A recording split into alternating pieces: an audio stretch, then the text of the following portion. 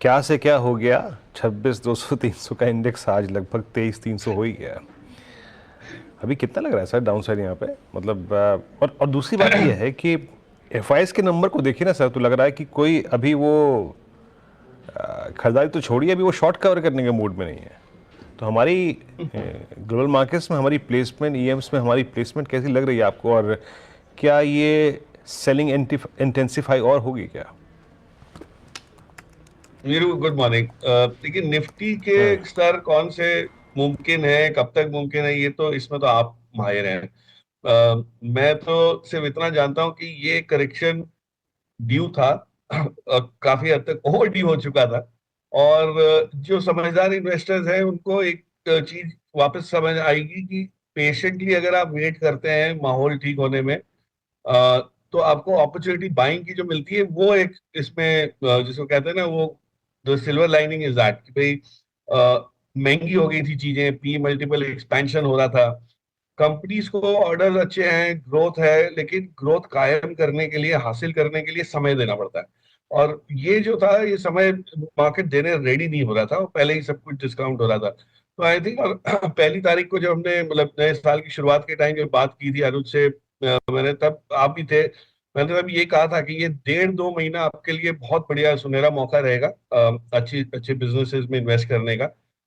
Emerging markets में हमारी हमेशा परिस्थिति अच्छी रहेगी, वो तो उस पर डाउट नहीं है, लेकिन इमर्जिंग मार्केट से जो फ्लो आउटफ्लो है, और वो क्यों है कि आप देखिए डॉलर के सामने हम लोग जो जो रुपया वीक हुआ है, एफआई को वहीं इतना आर्बिट्राज मिल रहा है। अगर वो डॉलर में चले जाए वापस, तो वहीं उनको 4-5% का एडवांटेज हो जाता है। और 20 तारीख के बाद जब नए एडमिनिस्ट्रेशन के ऐलान, पॉलिसी के ऐलान होंगे, उसके बाद एक समझ आएगी मार्केट को कि कौन सी कंपनी, कौन सी देशों को फायदा है, कौन से कंपनीज को फायदा है, सेक्टर्स को फायदा है। तो उस तक मुझे लगता है कि पैसा सिर्फ जाएगा वापस यूएस यहाँ से, तो इंटेंसिफाई हो सकती है। आई एम क्वाइट वो दिस थिंग कि भाई ये एफआई का आउटफ्लो जो है ये शायद और गहरा हो सकता है। सामने डोमेस्टिक बाइंग जो आ रही है या आती है, वो भी थोड़ी सी थम जाएगी, क्योंकि अनसर्टेनिटी है। वो म्यूचुअल फंड्स को ये तो जरूरी है नहीं कि रोज जब एफआई एग्जिट करते हैं तब लेना ही लेना। आपके पास अपॉर्चुनिटी आ रही है, और कितना सारा पेपर नया ऐड हुआ है पिछले 1.5-2 महीने में आईपीओ के जरिए। तो वो काफी हद तक लिक्विडिटी वहां भी अच्छी खासी अब्जॉर्ब हुई है। तो आई वुड बिलीव मार्केट देगा आपको मौके, लेने वालों के लिए, लॉन्ग टर्म फंडामेंटली जो लेने की वैल्यू ढूंढते हैं उनके लिए तो बहुत बढ़िया मौके मिल जाएंगे। ये आईटी में दिख रहा है क्या प्रकाश सर? टीसीएस को देख के कुछ समझ में आया क्या कि आउटलुक सुधर गया है, हालात पटरी पे आ गए हैं, या वैसे ही कंफ्यूजन में छोड़ गया है?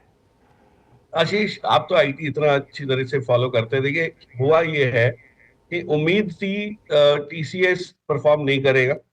और पिछले कुछ टाइम में अगर आप देखें तो बाकी सब चीजें थोड़ी बहुत हल्की हुई, वैल्यूएशन हल्के हुए, टीसीएस में कुछ ज्यादा ही गिरावट आई थी। तो एक वो कैचअप प्ले हो गया कि भाई इतनी खराब परिस्थिति है। और एक एक बहुत इंटरेस्टिंग चीज इस बार, जो मैनेजमेंट की जो बॉडी लैंग्वेज है, ये नॉर्मली मैनेजमेंट थोड़ी कतराती है बहुत खुल के बताने में, गाइडेंस देने में, और आगे कैसा माहौल है, आउटलुक है। लेकिन इस बार एक कॉन्फिडेंस अलग टाइप का इनका है। ऑफकोर्स आंकड़ों में तब्दील नहीं हुई है ये चीज, उन्होंने कोई इस टाइप के आंकड़े नहीं हमारे पास छोड़े कि कुछ आप उस पर एनालिसिस कर सके। लेकिन जो बॉडी लैंग्वेज है, और कोविड लोज पे जो प्रोफाइल थी ग्रोथ की या मार्जिन की, वो वापस आई हुई है। तो आप ये सोचिए कि अब यहाँ से अगर कुछ हो सकता है तो सुधार ही हो सकता है।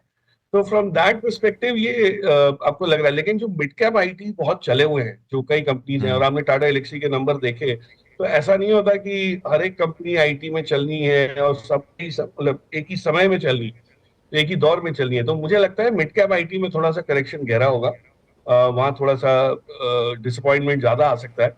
But large cap IT more less has price that in. तो यहाँ से 20 तारीख के बाद अगर कोई आपके इमिग्रेशन रूल्स को लेके, पॉलिसी को लेके, H1B को लेके जो कुछ अगर वो रिस्ट्रिक्शंस नहीं आते, तो एक वापस एक नया दौर शुरू होगा। बट फिलहाल आई थिंक ये थोड़ा सा ओवर एक्साइटमेंट है कि बाकी सब आईटी कंपनीज में भी बाइंग आ रही। टीसीएस मैं समझ सकता हूँ, एक एक जस्टिफिकेशन कहीं ना कहीं है उसमें। बट बाकी कंपनीज को लेना कोई आज जरूरी नहीं है। आप वेट कर लीजिए, या तो नतीजों का वेट कीजिए, या 20 तारीख या 30 तारीख के बाद जो खरीदना है वो खरीदिए। अच्छा प्रकाश सर, जाते जाते एक आखिरी सवाल। अभी वो ज्योति सर बोल रहे थे कि आरबीआई की तरफ से भी पुश लिक्विडिटी इनहैंस करने के लिए 50 बिप्स सीआरआर में कटौती वगैरह हुई थी। सब मान के चल रहे हैं फरवरी में एक बार बजट निकलेगा, आरबीआई शायद दरों में कटौती करता हुआ नजर आए। ये गिवन है क्या? जिस तरह की रुपए की चाल है, जिस तरह से सबको लग रहा है इन्फ्लेशन का सरदर्द ग्लोबली लौट रहा है, और ट्रम्प साहब का सरदर्द तो एड ऑन है ही है, ये हो सकता है ना कि आरबीआई कट की जगह शायद वापस पॉज की तरफ बढ़ जाए, वहां पे समीकरण देखते हुए?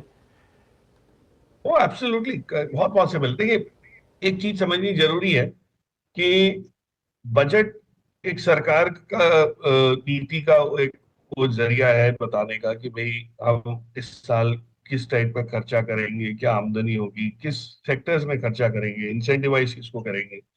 उसके बेसिस पे लिक्विडिटी की एक अपेक्षा बनेगी, और उसके बाद आप देखिए क्रोनोलॉजी के हिसाब से आरबीआई पॉलिसी आ रही है। तो आरबीआई पॉलिसी वो सब चीजों को उसका आंकलन करके ही आनी है। अब उसमें अगर बजट में इन्फ्लेशनरी एलिमेंट्स होते हैं, यानी खर्चा ज्यादा करके कहीं ये होता है कि इन्फ्लेशन जारी रहेगा या बहुत जल्दी नीचे नहीं आएगा, तो आरबीआई के पास विकल्प है ही नहीं पॉज के अलावा। बट माई सेंस इज कि आरबीआई ग्लोबल और डोमेस्टिक पॉलिसी को देख के समझ के वो करेंगे। तो हो सकता है कि पॉज हो जाए और आपको फिर थोड़ा सा वेट करना पड़े 2 और महीने। आई डोंट थिंक इसको रेट कट को हमको एंटिसिपेट करना चाहिए। बट अगर सरकार ने कुछ ऐसी चीज की जिसकी वजह से रेट कट अब्जॉर्ब होना मुमकिन हो जाता है और सहूलियत हो जाती है उसमें इकोनॉमी में, तो हो सकता है कि फिर आपको रेट कट की भी उम्मीद जो है बन जाएगी। बहुत क्रिटिकल होगा आशीष, 1 तारीख को क्या आ रहा है। I think it is this time it is more decisive. Normally हम बजट को इतना वो तवज्जो नहीं देते कि भाई इतना कोई चीज एक ही दिन में नहीं आनी है जो सारे साल में नहीं आ सकती। लेकिन इस बार जो इस करार पे हम लोग हैं, उससे मुझे लगता है कि 1 तारीख का जो बजट है वो बहुत ही अहम रहेगा। ना 1 तारीख को प्रकाश दीवान साहब होंगे हमारे साथ हमारे पैनल में। बिल्कुल बिल्कुल होगी। जो हमें नहीं समझ में आ रहा होगा वहीं पे तुरंत प्रभाव से समझ लिया जाएगा। Prakash sir, thank you so much जुड़ने के लिए।